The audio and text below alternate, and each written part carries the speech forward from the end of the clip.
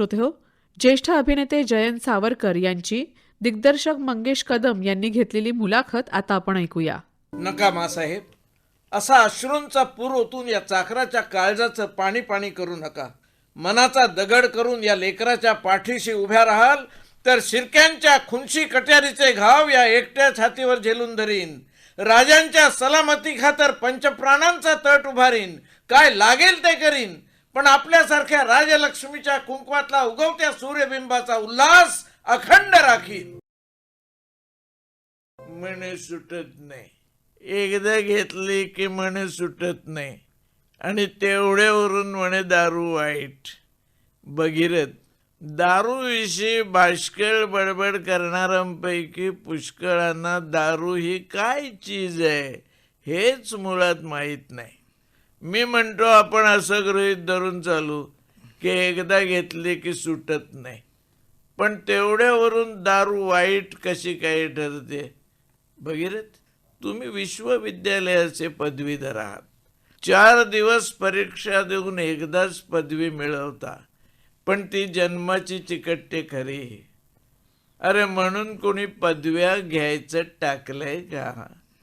तशीच बायको, एकदा लग्नात नुसती माळ घातल्यानं उभा जन्म बायकोचा लबेदा बिलगतो, पण म्हणून कोणी बायका करायचं टाकलंय का?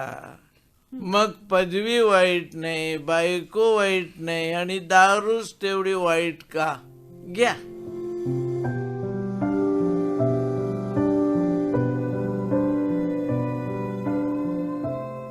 नमस्कार, मी मंगेश कदम आकाशवाणीच्या सर्व श्रोत्यांचं आजच्या कार्यक्रमात मनापासून स्वागत करतो. रसिक हो, आत्ताच आपण बेबंदशाही आणि एकच प्याला या नाटकातील संवाद ऐकलेत. तर आजच्या या मुलाखत आणि गप्पांच्या कार्यक्रमामधून आपण संवाद साधणार आहोत अशा एका व्यक्तिमत्वाबरोबर, ज्यांनी नुकतीच वयाची 80 वर्ष पूर्ण करून आपल्या 81व्या वर्षात पदार्पण केलं आहे. गेली अनेक वर्ष मराठी नाट्य, चित्रपट आणि मालिकांमधून आपल्या अभिनयाने रसिकांना भुरळ घालणारे चतुरस्र अभिनेते जयंत सावरकर, आमच्या सगळ्यांचे लाडके अण्णा. अण्णा, तुमचे या कार्यक्रमात स्वागत करतो. नमस्कार. रंगभूमीवर प्रॉम्प्टर आणि अगदी बॅकस्टेज कलाकारापासून ते अनेक गाजलेल्या नाटकांमधून प्रमुख भूमिका असा श्री जयंत सावरकर यांचा अभिनय प्रवास आहे. नाटककार गोविंद बल्लाळ देवल, राम गणेश गडकरींपासून ते अगदी अलीकडचे नाटककार शेखर ढवळीकर यांच्यापर्यंतच्या नाटकातून त्यांनी भूमिका केल्या आहेत. संपूर्ण नाटक पाठ असणारे आणि आयत्यावेळी सांगूनसुद्धा कोणतीही भूमिका यशस्वी करणारे नाट्य कलाकार. केशवराव दातेंपासून ते अगदी आत्ता माझ्यापर्यंतच्या 4 पिढ्यापर्यंतच्या दिग्दर्शकांबरोबर रंगकर्मी म्हणून दीर्घ यशस्वी कारकीर्द आहे त्यांची. सुमारे 101 मराठी, हिंदी चित्रपटातून आणि अनेक मालिकांमधून लहान मोठ्या विविध भूमिका केल्या आहेत. अशी बहुढंगी कारकीर्द असणारे जयंत सावरकर. अण्णा, आपण जवळजवळ 5-1 नाटकातून तुम्ही भूमिका केल्यात, मी दिग्दर्शित केलेल्या. हो, बरोबर. त्यातून तर तुमचा परिचय आहेच, पण एवढंच नाही, मी एक प्रेक्षक म्हणून, रंगकर्मी म्हणून सुद्धा मी तुमची कारकीर्द पाहिलेली आहे. आणि यातूनच काही प्रश्न उपस्थित झालेत माझ्या मनामध्ये, ते तुमच्यावर मी शेअर करणार आहे. अण्णा, कलावंताचं बालपण असतं ते फार महत्त्वाचं असतं असं मला वाटतं, कारण त्याची सांस्कृतिक सामाजिक जडणघडण त्या बालपणातच कुठेतरी दडलेली असते. मला असं विचारायचं आहे की तुमचं बालपण गेलं गुहागरमध्ये, बरोबर, कोकणात. कोकण म्हटलं की नाटकाचं रक्त आपोआपच वाहत असतं. तर गुहागरने त्या नाटकाच्या जडणघडणीमध्ये तुम्हाला किती मदत केली आहे? मदत म्हणजे मुख्य भागच मुळी तो आहे, कारण मी कोकणात जन्माला आलो असतो तर नाटकाऐवजी दुसऱ्याच कुठल्या तरी क्षेत्राकडे गेला असतो कदाचित. पण गुहागरमध्ये नाटक माझ्या जन्माच्या अगोदरपासून आहे, आणि मला त्यामुळं त्यावेळेला लहानपणीच सवय लागली, कारण वर्षातून एकदा नाटक व्हायचं, आणि तेही संगीत. एकदा नाटक व्हायचं आणि एकदा रंगीत तालीम त्या नाटकाची व्हायची. पण दोन्ही वेळेला गुहागरमध्ये वर्षाला आम्हाला हे नाटक फुकट बघायला मिळायचं.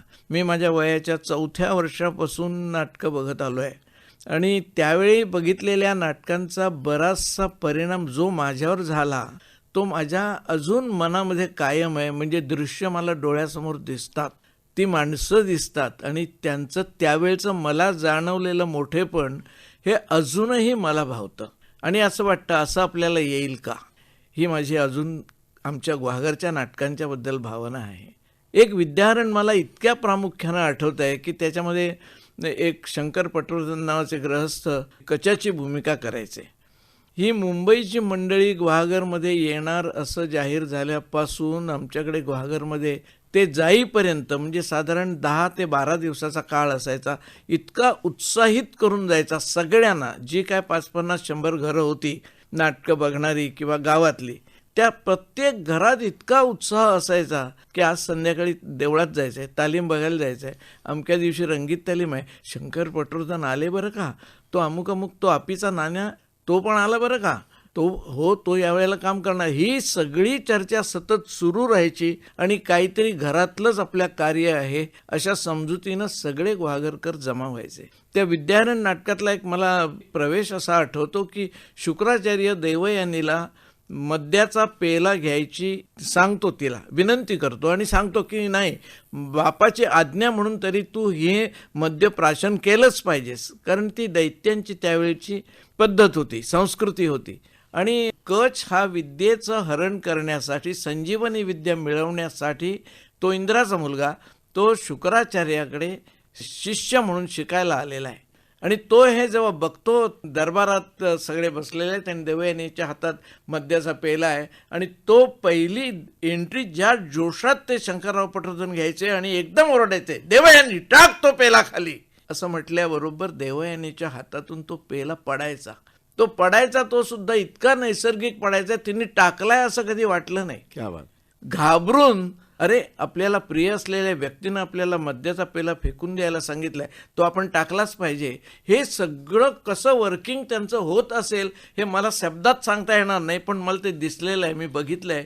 घरी आल्यानंतर मग नाटकातले ते प्रवेश घरी करायची अशी एक फार उर्मी असायची. आम्ही मुलं हे सगळं करायचो. मी कितीतरी वेळा असं बघितलं आहे, कप टाकून, कप कधी फुटला नाही कारण जमीन होती. पण तो नैसर्गिक पडतो का असं बघायचं, तसा आवाज लावून आपल्याला बोलता येईल का, हे सगळे संस्कार त्यावेळेला झाले माझ्यावर. आणि त्याच्यामुळे मला तेव्हापासून ती नाटकाची मला गोडी लागलीच. पण नाटक संपल्यानंतर, म्हणजे ते नाटक संपलं त्याच्यानंतर ती तुमची रिॲक्शन काय असायची? तुमच्या मित्रमंडळींबरोबर तुम्ही काय विचार करायचा? ती जी धुंदी असायची ती ओसरायची नाही त्या नाटकाची? ते नाटक संपल्यानंतर ती कधी ओसरली नाही. त्यावेळेला मित्रमंडळी असणं आणि चर्चा करणं हा भाग नसायचा. आपापल्या आई वडिलांच्या बरोबर लगेच घरी जायचं, चल आता रेंगाळ नकोस हे ऐकायचं आणि घरी जायचं, कारण काळोखात जायचं. एका कंदिलात सगळे 5-50 माणसं जायची, त्याने कुठेतरी कंदील हातात धरलेला असायचा, कारण रॉकेल त्यावेळेला उपलब्ध नसायचं. त्यामुळे ते एकदा घरी जायचं. घरी गेल्यानंतर मग दुसऱ्या दिवशी दुपारनंतर, रविवार असेल तर दुपारी, नाहीतर मग शाळा सुटल्यानंतर संध्याकाळी भेटणं, काय काल नाटक झालं हे आपण त्यातलं एक काहीतरी करून बघ, तुला आठवतात वाक्य? मग प्रत्येकाला जशी वाक्य आठवतील तसतसं ते आम्ही बोलत जायचो. मग घरातले आईची लुगडी वगैरे बांधायची, ते पडदा हे करायचा, आणि पडदा हलायला लागला की त्यावेळेला असं आम्हाला वाटायचं, अरे पडदा हलतोय, आता नाटक सुरू होणार बहुतेक, असं वाटायचं. म्हणून मग ते लुगडं बांधलेलं असायचं, ते हाताने हलवायचं जरासं आणि मग वाक्य बोलायला सुरुवात करायची. हाताने तो पडदा सरकवायचा, दोरी बांधलेली असायची त्यामुळं. आणि मग जसं आठवेल तसं गद्य बोलायचं आणि आठवलं तर गाणंही म्हणायचं. आणि ते म्हणताना असं कधी वाटलं नाही की आपला आवाज लागत नाही वगैरे, नाही, जे येते ते बरोबरच आहे आणि आम्ही हेच करणार, असं असायचं. ती नाटकाची आवड इतकी विलक्षण होती की ते संपलं की पुढल्या वर्षाची नाटकाची आम्ही वाट बघायचो, कुठलं नाटक पुढल्या वर्षी करणार आहेत. मग अनेक लोक आपापल्या सूचना हे करायचे. काही नवीन तरुण मंडळी गद्य नाटक करूया म्हणायचे, पण त्याला जो काय मोडता जुने लोक सगळे घालायचे तो कधी. त्यामुळे आम्हाला संगीत नाटकच कायम बघायला मिळालं. ते एक प्रेम निर्माण झालं. पण ही जी तुम्ही रिहर्सल वगैरे करायचं घरात झालेल्या नाटकाची, हो, तर घरातून वडील किंवा घरी आई हे कोणी सपोर्ट करायचे का? म्हणजे त्यांना बरं वाटायचं की ते रागवायचे? छे त्यांच्या नकळत सगळं करायचं, कारण घराला वर माळा असायचाच आणि त्या माळ्यावर जाऊन हे सगळं करायचं, कारण त्या माळ्यावर फारसा वावर बाकी कोणाचा नसे. आणि दुपारी साधारण 3 वाजल्यानंतर केलं म्हणजे झोप बीप पुरी होऊन मंडळी सगळी उठलेली असायची. दुपारचा चहा करणं वगैरे हा भाग कधीच नव्हता माझ्या लहानपणी. त्यामुळे आपापल्या कामाला जो तो लागायचा आणि आम्ही मुलं मात्र वर हे नाटकाचं काहीतरी असं हे करत बसायचो. तर मग गावात तुम्ही पहिल्यांदा तुम्हाला आठवतंय का की कुठलं नाटक केलं होतं किंवा कुठला प्रवेश केला होता की नाटकाच्या संदर्भातला? नाही, गावात मला कधीच नाटकात काम करायला मिळालं नाही, म्हणजे लहानपणी. 5व्या वर्षी मला फक्त मी गीता जयंतीला गीतेचा 15वा अध्याय म्हटला होता आणि तो मी म्हटला, तो न लाजता वगैरे मी खणखणीत आवाजात म्हटला असं त्यावेळी काही लोक ऐकलेले ते सांगतात, म्हणजे सांगत होते. आणि तो अध्याय म्हटला तेव्हा मला एक चांदीचा रुपया मला मिळाला होता, तो मला अजून आठवतोय. तो रुपया सुद्धा माझ्या डोळ्यासमोर आहे अजून. काय चांदीचा रुपया आता बघायला मिळत नाही, नाहीच आहे आता तो. पण त्या वर्षीपासून, माझ्या 5व्या वर्षापासून दरवर्षी गीता जयंतीला मी काहीतरी कार्यक्रम करायचा. कार्यक्रम हे नाव त्याला नंतर आलं.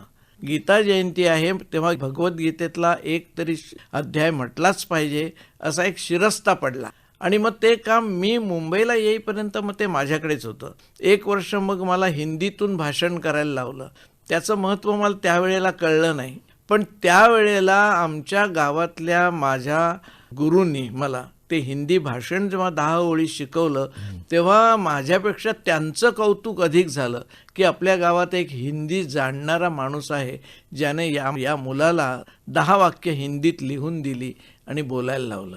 त्यांचं नाव विष्णुबुवा जोशी. माझ्या वाणीवर जास्त संस्कार सुरुवातीचे त्यांचे झाले. मुळात माझी वाणी शुद्ध स्वच्छ स्पष्ट होतीच, पण तरीसुद्धा असं आहे की त्याला काहीतरी एक कारण जर कळलं बोलणाऱ्या माणसाला तर त्याच्या शब्दावरचे आघात हे परिणामकारक ठरतात. ते त्यांनी मला शिकवले, कारण ते स्वतः कीर्तनकार होते. त्यामुळं मला त्यांनी ते शिकवलं आणि मला त्यावेळेला त्यांनी जे काही शिकवलं, त्यांची जी कीर्तनं मी बघितलेत ती पुढं कितीतरी जवळजवळ 35-40 वर्षांनी कीर्तनकाराचं एक काम मला करायला मिळालं, तेव्हा ते सगळं उपयोगी पडलं. मग मुद्दाम आठवलं नाही, पण ते मला अचानक सगळं आठवलं की ते कसे उभे राहायचे, सुरुवातीला काय म्हणायचे, मग मध्येच खडीसाखरेचा खडा कसा तोंडात टाकायचे, म्हणजे आवाज आपला बसू नये वगैरे यासाठी. ते सगळं मी त्यांच्यासारखंच केलं. का केलं हे मला कळलं नाही, पण मी ते केलं. आणि नंतर माझ्या लक्षात आलं की हे त्यावेळेला शिकलेलं हे सगळं आपल्या आपोआप मनामध्ये उभं राहिलं आणि आपण ती भूमिका केली. अर्थातच. म्हणूनच मी तेच म्हणत होतो की बालपणात बऱ्याच गोष्टी, बरेच संस्कार असे असतात जे पुढे आपल्याला ते खूप त्याची मदत होते. मला सांगा, तुमची वाणी, स्पष्ट उच्चार हे तुमचं बलस्थान आहे. म्हणजे आजही आमच्याही पिढीला असं वाटतं की अण्णांसारखं बोलता यायला पाहिजे आपल्याला थिएटरमध्ये. तर याच्यावरचे संस्कार कसे झाले असावेत असं तुम्हाला हे घरी माझ्या वडिलांनी संस्कार माझ्यावर केले.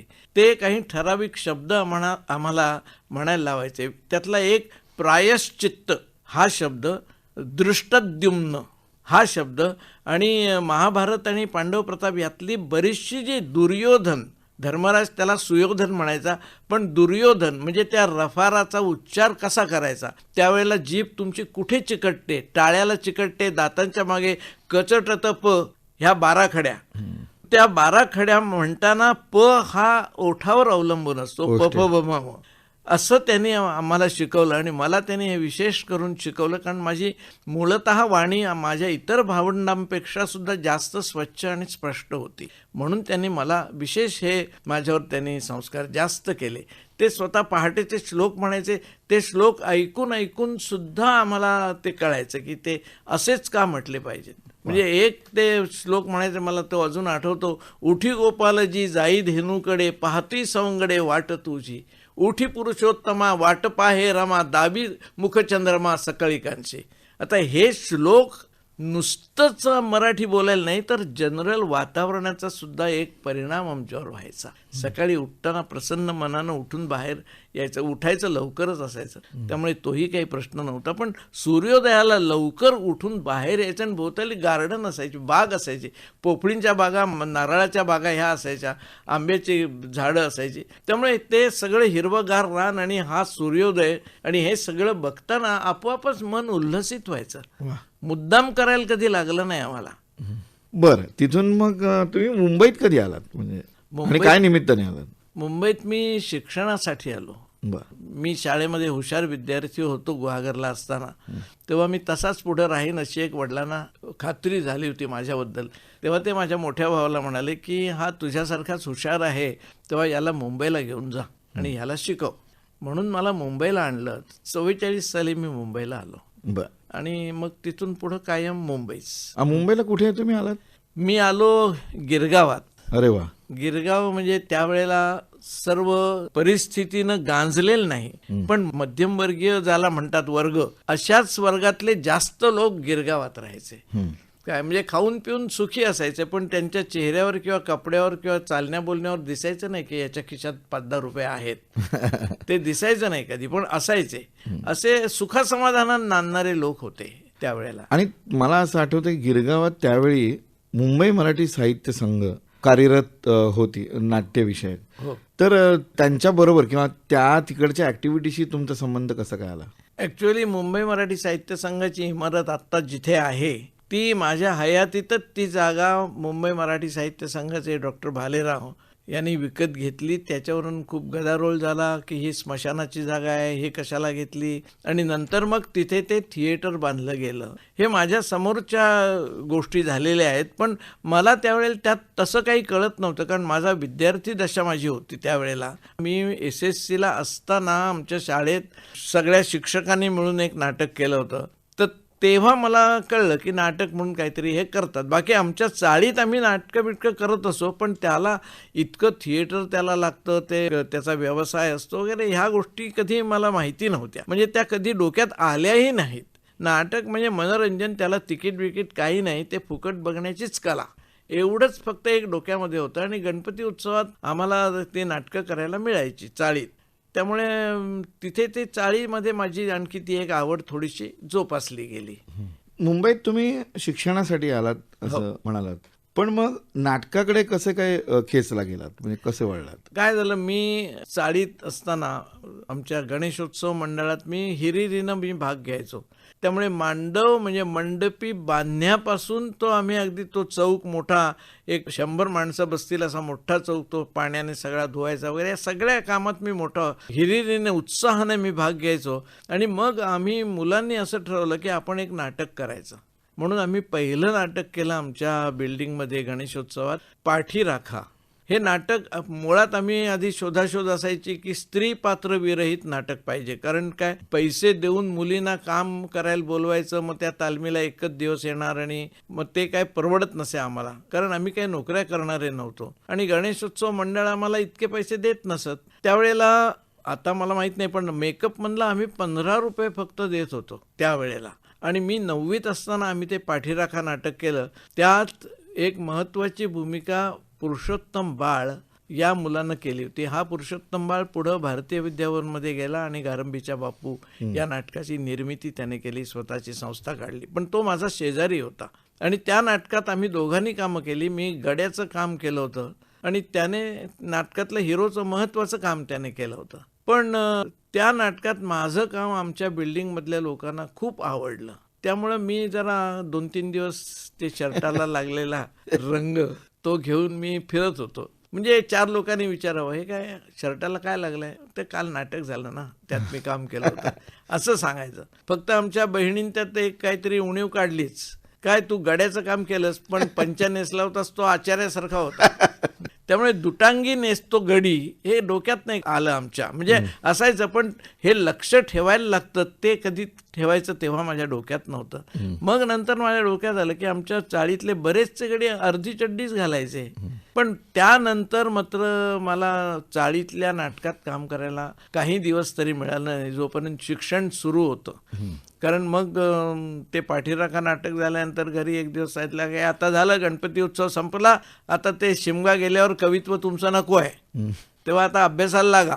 मी त्या वर्षी पास झाल्यामुळे मला फार काही घरी ऐकावं लागलं नाही. पण जेमतेम कसा मी SSC झालो, पण तोपर्यंत माझं नाटकाकडे जरा लक्ष द्यायला मी तेच विचारणार होतो अण्णा की तुम्ही म्हणत होतात की मी फार हुशार होतो जेव्हा तुम्ही ग्वागरवरनं इथे आलात, आणि आता तुम्ही असं म्हणताय की फार काही मला काही आहे, जो शिक्षणावरचा जो लक्ष उडत गेलं त्याला नाटक कारणीभूत होतं का? नाही नाही नाही, नाटक अजिबात कारणीभूत नव्हतं. त्यावेळेला मी कोकणातून इथे जेव्हा आलो तेव्हा माझी 46 सालापर्यंत शेंडी होती. त्याच्यावरनं माझी शाळेमध्ये जिकडे तिकडे माझी टिंगल होत असे, पण मला ती शेंडी कापावी असं कधीच वाटलं नाही. शेवटी आमच्या घरी माझ्या थोरल्या भावाच्या एका मित्रानं माझ्या भावासमोरच माझी शेंडी कापली आणि सांगितलं की अरे याला आता केस वाढवायला दे, काय शेंडी शेंडी सारखं चाललंय तुझं, असं तो माझ्या भावाला म्हणाला. मला जरा बरं वाटलं, म्हटलं यालाही ओरडणारा कोणतरी आहे. पण त्यावेळेला माझा भाऊ हा सगळ्या कुटुंबासाठी राबत असल्यामुळं प्रत्येक गोष्टीकडं आताच जसं मुलाची मानसिकता समजून घ्या, त्यांच्या मनात काय आहे त्याचा शोध घ्या, मग त्याला ओरडायचं की नाही याच्यावर विचार करा, आई बाप मिळून कॉन्फरन्स घ्या जरा आणि मग ठरवा मुलाला किती ओरडायचं, तोपर्यंत त्याचं आयुष्य संपतं मुलाचं. पण हे त्यावेळेला नव्हतं. त्यामुळे मला पहिल्यांदा मी शाळेत जेव्हा गेलो तेव्हा मला माहिती नव्हतं की मी ब तुकडीत आहे. मी चुकून अ तुकडीत बसलो. 1 महिना झाल्यावर कॅलेंडर भरून दिलं मास्तरांनी, त्यात त्यांनी लिहिलं की तू अ तुकडीमध्ये बसलास इतके दिवस, त्यामुळे तू सर्व दिवस हजर होतास पण 2 दिवस मी तुझे कापणार आहे. मी म्हटलं बरं. घरी गेल्यावर मी हे सांगितलं तेव्हा आमच्या थोरल्या भावाचा त्याच्यावर विश्वास नाही बसला. तो म्हणाला 2 दिवस तू कुठे उन्हाळ्याला गेला होतास. हे सगळं मला नवीन होतं. आमच्या घरी कोकणात असं मला कधीच वडिलांनी म्हटलं नाही किंवा रागवले नाही, चिडले नाही, कारण शाळेत रोज जायचोच मी. आणि इथे खोटं बोलतात हे मला पहिल्यांदा कळलं की असं खोटं सांगतात. आणि मी ते सांगितलेलं नसल्यामुळं मला खूप भीती वाटली भावाची. आणि तेव्हापासून एक न्यूनगंड निर्माण झाला, इतका निर्माण झाला की मग अभ्यास केला नाही केला तरी सुद्धा उगाच असं पुस्तक धरून बसायचं आणि अभ्यास करतो असं दाखवायचं. मी आज 8 तास अभ्यास केला असं म्हटलं की घरात कौतुक व्हायचं. 8 तासातले किती तास अभ्यासाच्या कारणी लागले याचं कुणाला महत्त्व नव्हतं. ही त्यावेळची पद्धत होती, घरोघर होती, माझ्याच घरी असं नाही. त्याच्यामुळे माझं शिक्षणाकडे खूप दुर्लक्ष झालं आणि ते मला नंतर नंतर जाणवायला लागलं. पण तोपर्यंत क्षणे क्षणे काळ निघून जाई. बरं अण्णा, मुंबईत तुम्ही आलात तेव्हा मुंबईत घरी कोण कोण होतं? म्हणजे मुंबईत मी आलो त्यावेळेला आमची 2 खोल्यांची जागा होती गिरगावात. आणि त्यावेळेला आम्ही 14 माणसं 2 खोल्यामध्ये राहत होतो. 72 बिऱ्हाडं होती आणि गॅलरीत आळीपाळीनं सगळे झोपायचे. जो आधी पथारी टाकेल ती त्याची जागा, पण एकदा ती जागा ठरली की मग दुसऱ्या कोणी तिथे जाऊन झोपायचं नाही. गॅलऱ्या रुंद होत्या, म्हणजे एक माणूस गॅलरीत झोपला अंथरून टाकून तरी सुद्धा आजूबाजूनं जायला जागा व्यवस्थित असायची. 72 बिऱ्हाड होती. प्रत्येक बिऱ्हाडात कुठे 14 माणसं, कुठे 10 माणसं, कुठे 12 माणसं, 2च माणसं 2 खोल्यात राहतात असं दृश्य आमच्या बिल्डिंगमध्ये मी पाहिलं नाही, कधीही नाही पाहिलं. त्यामुळे मी तिथे आल्यानंतर ॲज युज्युअल मीही गॅलरीतच झोपायचो. मला शिक्षणासाठी आणला तेव्हा माझ्या वहिनीनं तक्रार करू नये म्हणून वहिनीच्या भावालाही आणला, मोठ्या भावानं.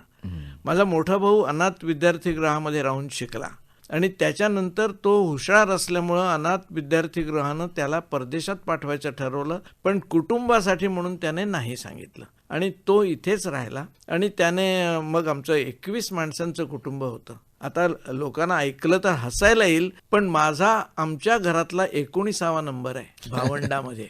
माझ्या नंतर 2 जुळी मुलं झाली आणि ते गेले. मी माझ्या सगळ्यात मोठ्या भावापेक्षा 22 वर्षांनी मी लहान आहे आणि ह्याच्या वरचे भाऊ मी बघितलेले नाही. समज मला थोडीफार आली त्यावेळेला आम्ही 10 जण होतो, 5 भाऊ आणि 5 बहिणी. माझा भाचा सुद्धा माझ्यापेक्षा वयानं वडील होता आणि सगळ्यात मोठी बहीण हिच्या माझ्यात जवळजवळ 30 वर्षाचं अंतर होतं. मी सगळ्यात धाकटा, त्यामुळे घरातल्या प्रत्येकाला, मी घरातला लहान, प्रत्येक जण, प्रत्येक भाऊ, प्रत्येक माझी वहिनी, माझी सगळ्यात असलेल्या माझ्या बहिणी, या सगळ्या मला आईच्या ठिकाणी होत्या. मला आठवतंय आम्ही नंतर हयात 9 माणसं आम्ही होतो. तर ही सगळी प्रत्येक बहिणीचा मुलगा किंवा भावाचा आणखी कुणी नातेवाईक वगैरे हे सगळे आमच्याकडे असायचे शिकायला म्हणून असायचे. बरं, एका घरातला आणला म्हणजे मग दुसऱ्यानं काही म्हणू नये म्हणून त्याच्याकडचंही आणायचं कुणीतरी. असं ते एकत्र कुटुंब पद्धतीमुळे ते वाढत जात होतं आणि त्यात कुणाला काही वाईट वाटत नव्हतं. मला आठवतंय आमच्या शेजारी एक बिऱ्हाड असं होतं, त्यात 3 जण भाऊ राहायचे. त्यातल्या 2घांची लग्न झाली नंतर थोरल्याचं लग्न होऊन बरेच दिवस गेले होते. मग ते आळीपाळीनं स्वयंपाकघरात कुणी झोपायचं ते ठरवायचे. हा विषय तात्पुरता चाळीत जरा थोडा चर्चा केली जायची, थोडे हसायचे वगैरे लोक, पण ही घरोघर पद्धत होती. त्यामुळे याच्यात काही वेगळं आहे असं कधी कोणाला वाटलं नाही. काय त्याच्यामुळं एकांतात येण्याची कमी संधी मिळणं हा सुद्धा एक कमी संतती होण्यावर उपाय होता वेगळाच, क्या बात. आणि तो नैसर्गिक होता. बरं, त्यावेळेला असं कधी कुणी म्हटलं नाही की बा माझी 60 उलटली तरी सुद्धा मला सेपरेट बेडरूम पाहिजे, असं एकाच्याही तोंडून आम्ही कधी ऐकलेलं नाही. माझं शाळेचं हे जेव्हा सुरू झालं, मी 2रीतून 3रीत जेव्हा गेलो त्यावेळेला मला मार्क कमी मिळाले. आता कमी मार्क मिळाल्यावर घरात ओरडा बसणार म्हणून मी माझ्या भावाची तो कशी सही करतोय बघून ठेवलं आणि प्रगती पुस्तकावर मी माझी सही केली, म्हणजे भावाची सही केली. तो मराठीत सही करायचा, त्यामुळे मराठीत मी त्याची सही केली.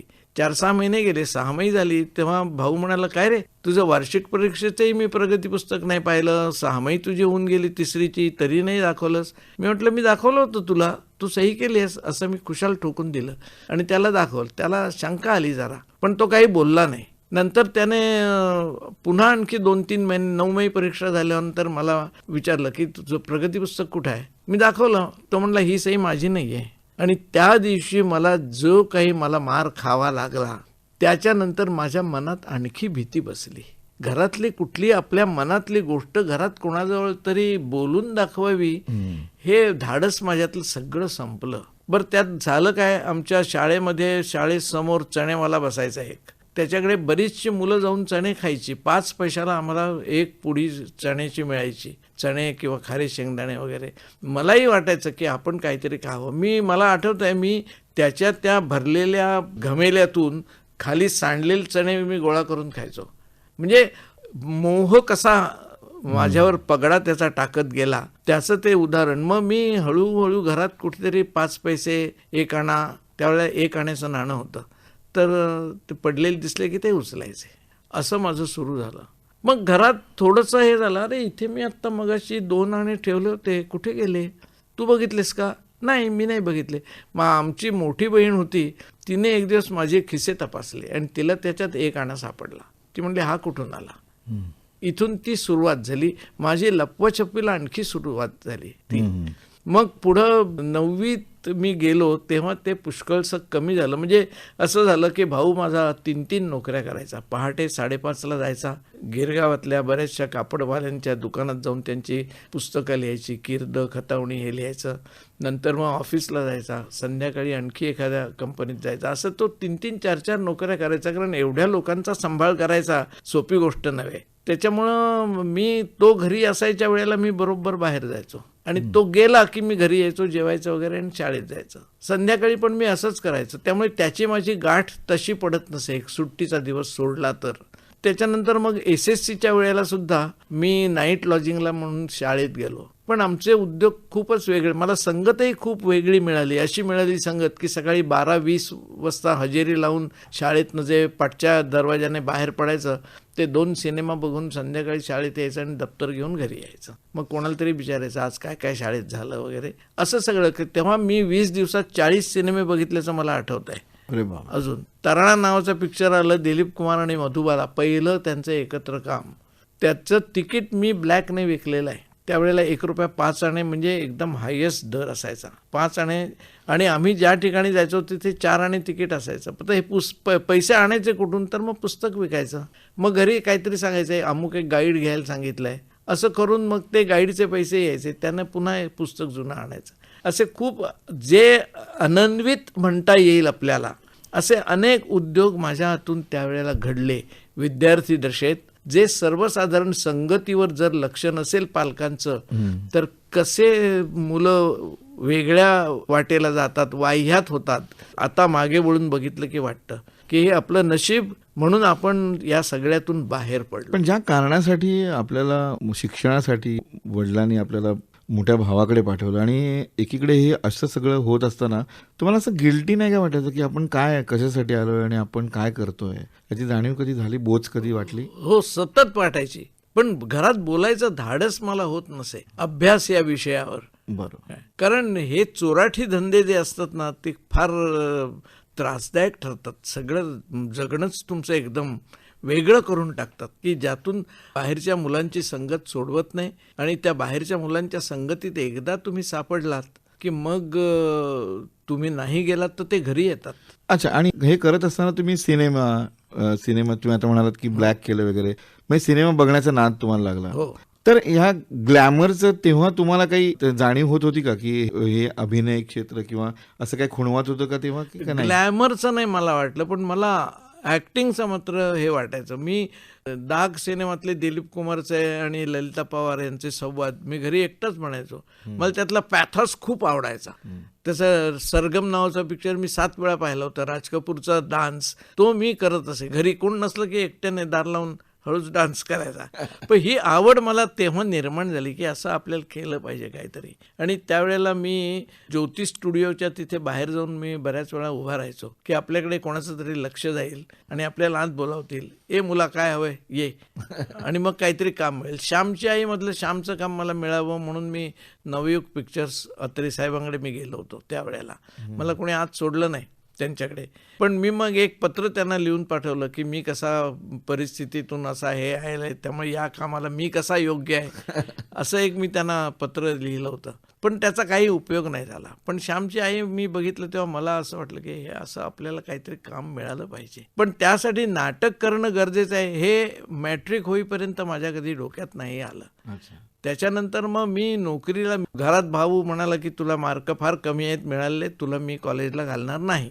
पण वहिनीच्या भावाला कॉलेजला घातलं. त्याचं कारण त्याच्या परीक्षेच्या वेळेला त्याची आई नुकतीच गेली होती, त्याचा त्याला ॲडव्हान्टेज मिळाला. आई गेली तरी सुद्धा पास झाला, असं झालं. आणि माझं हा बघा, ह्याला सगळ्या सवलती असून ह्याचं अभ्यासात लक्षच नाही, याच्यातनं काही व्हायचं नाही, असंच माझ्याबद्दल बोललं जायचं. त्या चिडीनं मी शॉर्ट हँड टायपिंग केलं. 59 साली मी मुंबईत शॉर्टहँडमध्ये पहिला आलो आणि मिनिटाला 180 शब्द मी लिहित असे आणि 90 शब्द टाईप करायचे. असं तेव्हा भावाला कळलं की हा स्टेनोग्राफर झालाय काय. पण मला घरात मग थोडीफार किंमत आली. घरी भाऊ आजारी होता म्हणून मला ड्रायव्हिंग शिकायला मिळालं काय. आणि पुरुषोत्तम बाळ माझ्या शेजारी राहत असे. तो मला नेहमी म्हणायचा, काय तू हे सगळे ख्रिश्चन पोरांसारखे गळ्यामध्ये तो बिल्ला घालून हिंटोस आणि कमरेला 7 लूप्स पॅन्ट, हा एक चेष्टेचा विषय होता तेव्हा. 7 लूप्सची पॅन्ट घातली का म्हणजे मुलगा बिघडला, वाया गेला. कमरेला पट्टा बांधून बेंबीच्या खाली पॅन्ट नेसली, शर्ट असा बाहेर काढला की गेला तो, वाया गेला. काय खरं नाही या मुलाचं. तर असं त्यावेळेला फार हे होतं. त्या पुरुषोत्तम बाळ मला म्हणाला, तू असा इकडे तिकडे मावलीगिरी करत हिंडू नकोस, माझ्याबरोबर चल. आणि मला त्याने 55 साली भारतीय विद्याभवनमध्ये विजया मेहतांच्या ग्रुपमध्ये आणला. भारतीय विद्याभवनमध्ये? हो. आणि रंगायनचा वगैरे तो काळ होता का नाही त्याच्या आधीचा? नाही, भारतीय विद्याभवनमध्ये कला केंद्र म्हणून मराठी ग्रुप चालत असे. आणि त्या मराठी आणि गुजराती दोन्ही चालायचे. तर मराठी ग्रुपवर त्यांचं काही विशेष हे नसायचं, पण तरी सुद्धा काहीतरी ऍक्टिव्हिटी केली म्हणजे मग आम्हाला जागा वगैरे मिळायची तिथे कॉलेजमध्ये भारतीय विद्याभवनच्या तालमींसाठी. तर विजया मेहतांनी त्यावेळेला श्रीमंत नावाचं नाटक केलं होतं. त्या नाटकाला राज्य नाट्य स्पर्धेत 2रं बक्षीस मिळालं होतं. तिथून मला कळलं राज्य नाट्य स्पर्धा असते. कारण मी कॉलेजला गेलो तो सुद्धा सिडनॅमला आणि नंतर दावर्स कॉलेजला. त्यामुळे तिथे नाटक बिटक हा विषय नाही, सगळे स्कॉलरली करिअरची मुलं आणि अभ्यास. त्यामुळे मला कॉलेज जीवनामध्ये इंटर कॉलेजिएट वगैरे हे काही नाही. त्याचं मला हे तिथे कळलं. राज्य नाट्य स्पर्धेत नाटकं होतात आणि त्यांची स्पर्धा असते. त्या नवीनच स्पर्धा तशा सुरू झालेल्या होत्या. पण हे श्रीमंत नाटक मी जे पाहिलं त्यावेळेला, ते बॅकस्टेजला मी जायला लागलो विजय मेहताच्या ग्रुपमध्ये, म्हणून मला ते बघायला मिळालं. मला त्याचं एक हे झालं की आपल्याला आता नाटक फुकट बघायला मिळतं.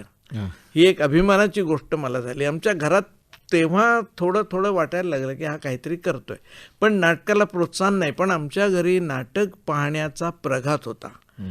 रांगणेकरांची नाटकं प्रामुख्यानं येत. त्यामुळे माझा भाऊ, मला, माझ्या बहिणीला, माझ्या वहिनीला, आम्ही 4 जण ही सगळी नाटकं बघायचो. मी त्यावेळेला रांगणेकरांचं आशीर्वाद पाहिलं आहे, त्याच्यानंतर माझं घर नाटक पाहिलंय, रांगणेकरांची सगळी नाटकं पाहिलेत, कुलवधू पाहिलंय. तर ही नाटकं बघून नाटकाची आवड निर्माण म्हणजे झालेली नाटक होती. बघण्याचं तुमच्या घरात होतं म्हणजे होता, प्रघात होता. वातावरणात. तो मुंबईला माझा मोठा भाऊ असल्यामुळं त्याच्यामुळं तो झाला प्रघात घरात. त्याला वास्तविक हे सगळ्या उन्हाडक्याची लक्षणं आहेत असं त्याचं मत होतं. तरी सुद्धा आमच्या वहिनीला फार गाण्याची आणि नाटकांची आवड वहिनीला फार होती, कारण तिच्या माहेरी गंधर्व कंपनी उतरायची. त्याच्यामुळे त्यांच्यावर ते एक थोडे हे झालेले होते की असं एक नाटक, संगीत नाटक असतात. माझी वहिनी पेटी वगैरे वाजवायची आणि ती माझ्या मागे फार उभी राहिल्यामुळं माझ्या नाटकाच्या वेळाकडे भावाने दुर्लक्ष केलं. पण तुम्ही म्हणता की तेव्हा तुम्ही नोकरीमध्ये सेटल झाला होता, हो. त्यामुळे तसं पूर्ण वेळ तुम्ही नाटक करत नव्हतं. नाही. एक हौसे खातर हौसे खातर, हो. पुरुषोत्तम बाळ बरोबर तुम्ही तिकडे जायचं, त्या ऍक्टिव्हिटीमध्ये भाग घ्यायचा. हो. नोकरी किती वर्ष केलीत तुम्ही? मी नोकरी तशी म्हटलं तर 55 सालापासून केली. 55 10 65 आणि 17 वर्ष नोकरी केली. पण कुठेच मी एका ठिकाणी राहिलो नाही, कारण शॉर्ट हँड टायपिंग असल्यामुळे नोकऱ्या पटापट मिळायच्या. आणि मी नवीन नाटक आलं, तालमीला आलं, बाहेरगावी जायचं आहे म्हटलं की मी नोकरी सोडायचो. हे घरात कधी कळलं नाही, कारण मी नोकरी परस्पर जायचो, परस्पर नोकरी सोडायची. कारण घरात कधी मला भाऊ असं म्हणाला नाही की तू पैसे दे घरात, पण तरी 50 रुपये प्रत्येकाने दिले पाहिजेत, आपण काहीतरी मिळवतो ते दाखवायला, आणि 10-15 रुपये वडिलांना पाठवले पाहिजेत. तेवढं मी करत असे. पहिला पगार मला मिळाला तो 120 रुपये अकाउंटंट जनरलच्या ऑफिसमध्ये. त्याच्यानंतर मग मी प्रायव्हेट फर्ममध्ये लागलो. पण 100च्या नोटा तेव्हा मी पहिल्यांदा बघितल्या हातात घेऊन 56 साली. आणि नोकरी करायची कारण काय, नाटकात काहीतरी जायला संध्याकाळचं मिळावं म्हणून. कुठली नाटकं तुम्हाला आठवतात का, तुमच्या स्मरणात आहेत का बघितलेले, किंवा तेव्हाचे ऍक्टर तुमच्या डोक्यात आहेत का की तुम्हाला आवडायचे, त्यांची नाटकं तुम्ही बघायचात, असं काही? हो, साहित्य संघ शेजारीच होता. मी मग साहित्य संघात जायला जेव्हा लागलो तेव्हा लागलेली सगळी नाटकं बघायची. किर्लोस्कर, देवल, गडकरी, खाडीलकर यांची सगळी. मला मानापमान नाटक मी 8 वेळा पाहिलं.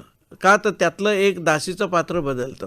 म्हणजे त्याच्यात एका मला प्रयोगात आठवत आहे, मीनाक्षीबाई होत्या आणि त्यांच्याबरोबर काम करणारी पटवर्धन नावाची दुय्यम कलाकार दासीचं काम करायची. तर तिचं ते गाणं दुती असेही मला सवतची भासे मला, त्या दोघी जणी ते थोडंसं मुवमेंट वगैरे ज्याला म्हणतो आपण, असं करत करत त्या हे करायच्या. तो अरसिक किती हा शेला, त्याच्यावर त्या हे करायचं. ते मला फार आवडायचं. मला असं वाटायचं की काय खरं वाटतं हे अगदी. म्हणजे त्या शेल्याला ती बाई नावं ठेवते कारण त्याच्या अंगावरून तो निघून आला शेला म्हणून. तर हे पात्र बदललं की मी नाटक बघायचो. असं करत करत ही सगळी जुनी नाटकं मी 8-8, 10-10 वेळा पाहिलेली आहेत. त्यामुळे भाषण पाठ व्हायला काय त्याला काळ लागतच नसो, कारण नाटक बघून बाहेर पडलं की ते नक्कल मनात बोलतच घरी जायचं. असं त्यावेळेला मला इतकं विलक्षण वेळ ते नाटकांचं होतं. मी विजया मेहताकडे वगैरे आम्ही मी जायचो ते काय आम्ही रोज जमत नव्हतो. नाटक नवीन एखादं सापडलं, कळलं की बा हे तेंडुलकरांचं हे नाटक घेतलंय, आता त्याच्या तालमी आहेत, मग ते 1-2 महिने ते नाटकाचा पहिला प्रयोग होईपर्यंत जायचे. आणि त्यावेळेला हौशी नाटकांचे प्रयोग जास्तीत जास्त झाले तर 2 किंवा 3, याच्या पलीकडे नाही. मग नवीन नाटकाकडे जायचं पुढं. श्रीमंत हे नाटक राज्य नाट्य स्पर्धेला आलं आणि ते गाजलं म्हणून त्या नाटकाचे काहीतरी 20-25 प्रयोग त्यावेळेला झाले. बरं, आम्ही कुणी पैसे घेतच नसे. प्रवास खर्च सुद्धा कधी मागावा असं कोणाच्या डोक्यात आलेलंच नाही. आपण हे करतो आहोत, आपल्याला काहीतरी आपली प्रगती करायची आहे, नवीन काहीतरी शिकायचं आहे, असं मला सगळ्यांच्या चेहऱ्यावर आणि वागणुकीत दिसायचं.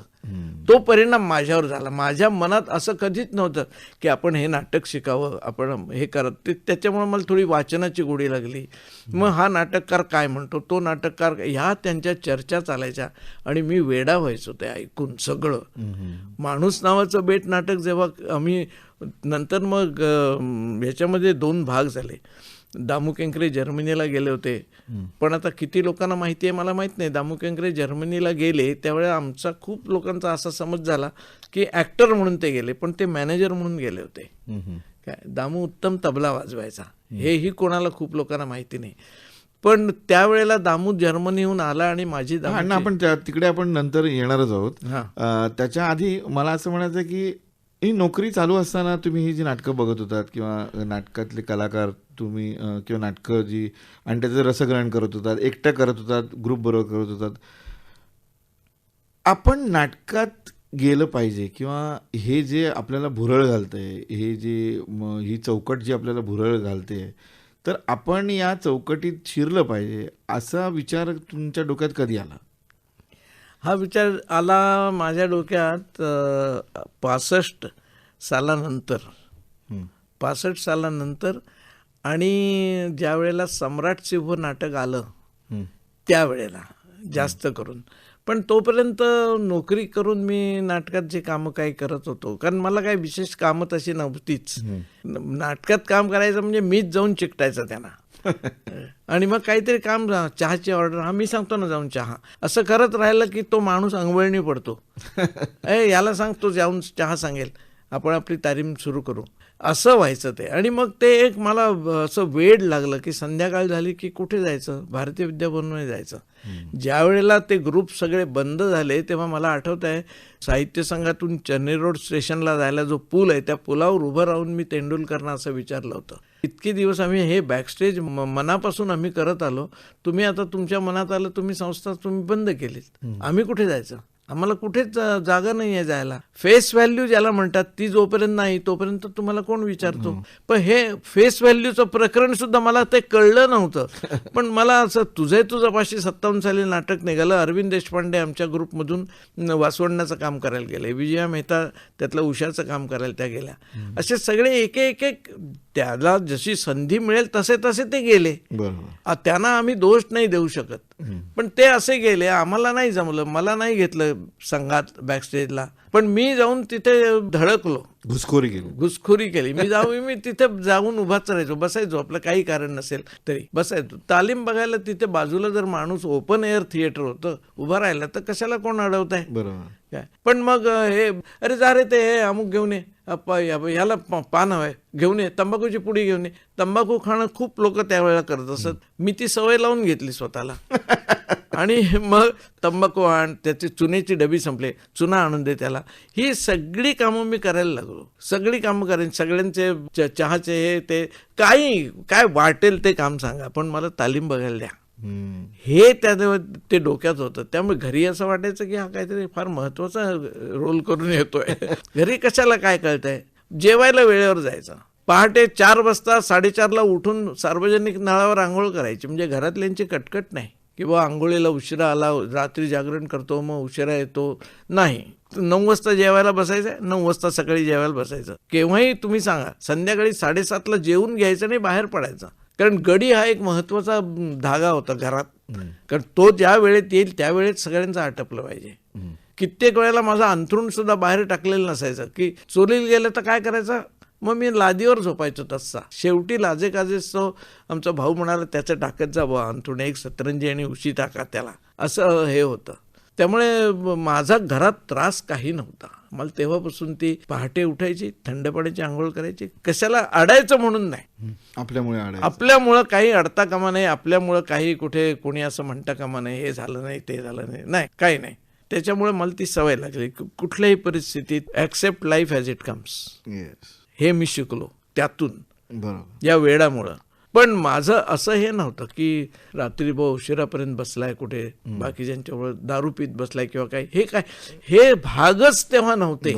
नाटकवाल्यांच्या त्यावेळच्या हौशी लोकांच्या मध्ये असलं काही नव्हतं. ग्रुप्स होते, भेंडेंचा ग्रुप वेगळा कलाकार म्हणून, दामूचा ग्रुप वेगळा, विजयाबाईंचा ग्रुप वेगळा, याचे ग्रुप वेगळे वेगळे होते. हा, पण सगळ्यांचं ध्येय एकच होतं. त्यामुळे मला असं वाटायचं, मग हे वेगळे वेगळे का लढतात, एकमेकांना नावं का ठेवतात, काय याच्या ग्रुपचं नाटक चांगलं व्हावं म्हणून त्या ग्रुपनी पण येऊन का नाही मदत करायची, असं काहीतरी वेड्यासारखं वाटायचं मला. पण नाही, हा म्हणतोय ना असं जायचं आपण, असं हे करायचं. श्रीमंत नाटकात मला केशवचं काम अरविंद देशपांडे करायचा, ते मला द्यायचं असं ठरलं होतं.